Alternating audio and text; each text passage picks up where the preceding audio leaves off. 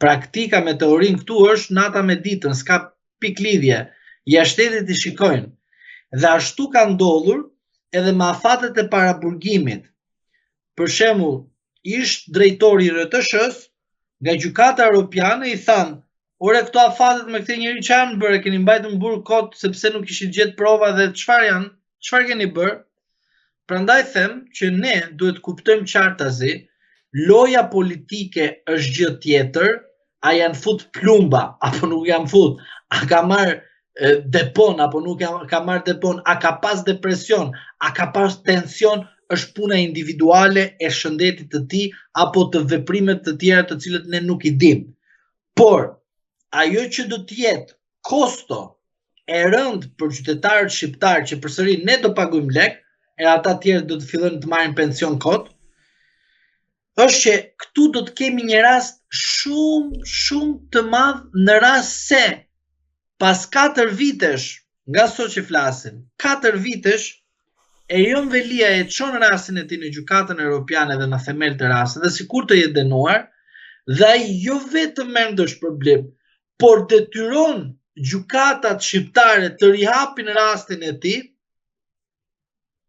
atëre nuk e di a do të ketë Sali Berisha, a do të ketë Duman, a do të ketë Dado, a do të ketë politika aktuale shqiptare që të ketë mundësi të reagojë apo një drejtësi e tillë si është sot. Prandaj unë mendoj që politikanët tanë, e them për të gjithë politikanë, të kenë kujdes, sepse në fund fare, në rast se ju me prova doni të fusni një person në burg, ato prova në fund fare nga gjykatat e huaja xerrohen, dhe në fund fare të vjen ty fatura këtu dhe nuk ke çfarë të thosh më qytetarëve shqiptarë. I ndodhur në këto kushte, a mendoni se Erion Velia I mund të bëjë të penduarin dhe të rrëfejë të gjitha aferat korruptive të qeverisjes së kryeministrit Edi Rama? Në rast se dikush të shkojë në paraburgim edhe do t'i thotë situatën konkrete, pas një mashtrim gënjeshtër, pas një fërkim apo servilizëm, normalisht ai duhet të shikoj veten e tij, të siguroj gjendjen familjare dhe në një moment ekstrem ku do të kuptoj qartazi që është I vetëm në betejën e tij me gjyqësorin, normalisht që ai do të bëj veprim, por unë mendoj se do të mbetet në tentativë në kushtet që jemi sot.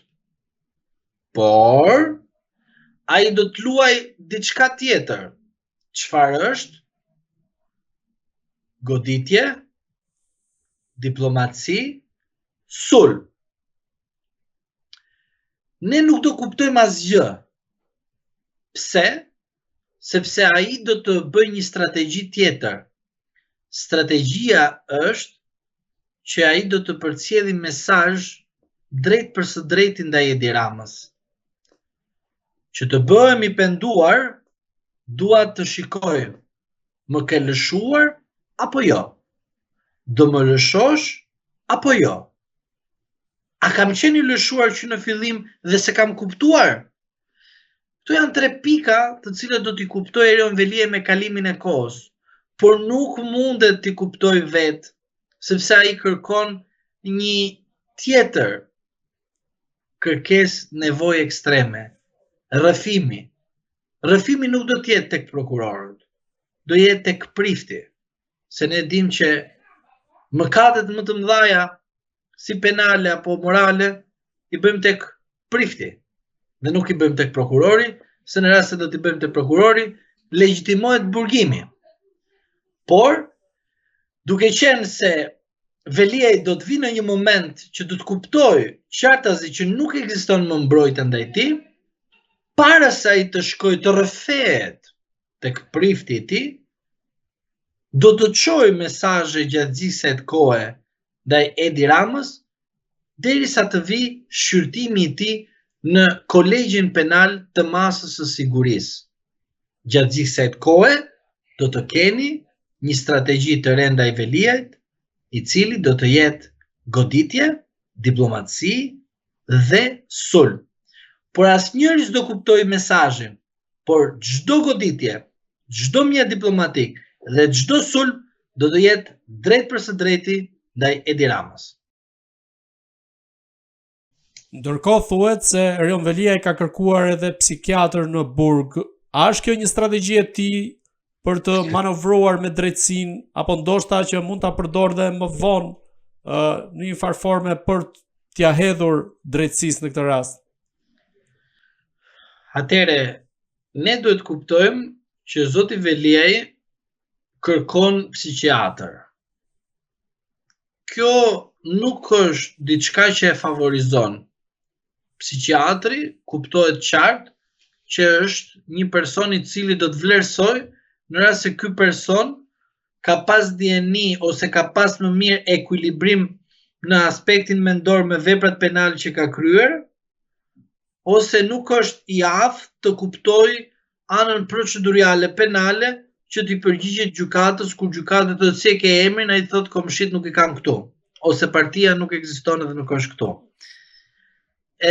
Ky rasti këtyre të fortëve, që janë kështu të fortë të mëdhej, kështu këta që ecin me 50 në orë, jo më fal 50, çfarë them, në 300 orë në një rrugicë dhe kur bën aksidenti tamam të kapim në një avokat, në një kështu, në ashtu, në një komisariat, pagujnë, bëjmë namin, sepse duhet të dalim, sepse bërëm gabimin edhe nuk na falet, por gabimi u bë, s'ka problem se edhe arisun sepse kam forcën dhe këto, kur shkojnë në burg, të gjithë i ki sikur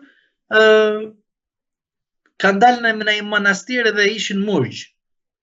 Aman të dalin të shpëtojnë se ku durohet këtu, ose sikur jashtë bërin ata nami me shkencat, e kupton, edhe kur futen brenda aty, jo vetëm psikiatër, psikolog, sociolog, çfarë do duash ti, problem me apandisitin, problem me këmbët, çfarë do lloj gjëre mund të shpikin, e kupton?